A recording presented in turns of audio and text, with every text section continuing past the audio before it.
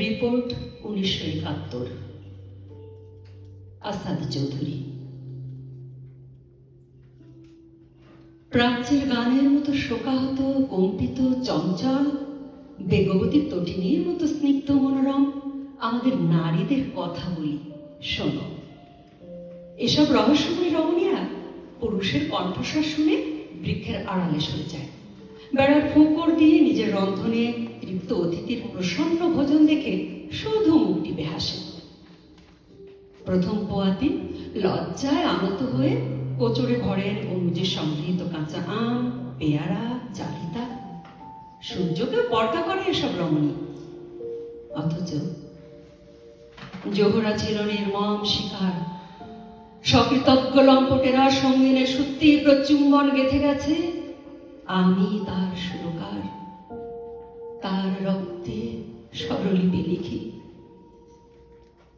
মরিয়ম যিশুর জননী নয়, অবুঝ কিশোরী। গরিবের চৌমোহনী বেথেলহেম নয়, মাগরিবের নামাজের শেষে মায়ে জিয়ে খোদার কালামে শান্তি খুঁজেছিল। অস্ফুট গোলাপ কলি লৌহতে রঞ্জিত হলে কার কি বা আসে যায়। বিপন্ন বিস্ময়ে কোরআনের বাঁকা বাঁকা পবিত্র হরফ বোবা হয়ে চেয়ে দেখে লম্পটের ক্ষুধা। মায়ের স্নেহার্ত দেহ ঢেকে রাখে পশুদের পাপ। পোষা বিড়ালের বাচ্চা চেয়ে চেয়ে নিবিড় আদর সারা রাত কেঁদেছিল তাহাদের লাশের ওপর। এদেশে যে ঈশ্বর আছে তিনি নাকি অন্ধ আর বোবা, এই বলে তিটকটি মহিলারা বেচারাকে গালাগালি করে। জনাব ফ্রয়েড এমনকি খোয়াবেও প্রেমিকারা আসে না সহজে চপল চরণে। জনাব ফ্রয়েড মহিলারা কামুকের প্রেমিকের শৃঙ্গারের সংজ্ঞা ভুলে গেছে। রকেটের প্রেমে ঝরে পড়ে গেছে ভিক্টোরিয়া পার্কের গির্জার ঘড়ি।